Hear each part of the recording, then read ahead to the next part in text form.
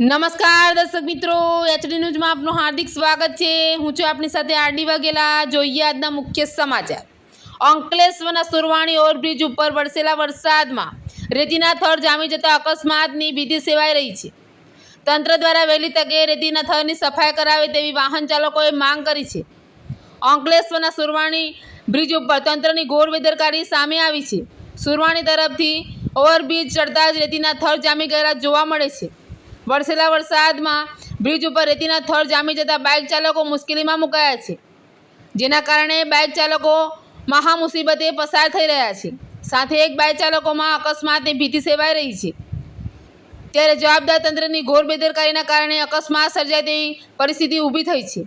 હાલ વરસાદે વિરામ લીધો છે, ત્યારે જવાબદાર તંત્રે વહેલી તકે જામે રેતીના થરની સાફ સફાઈ કરાવે તેવી વાહન ચાલકોએ માંગ કરી છે। એચડી ન્યૂઝ સાથે રિપોર્ટ જયેશ પ્રજાપતિ, અંકલેશ્વર।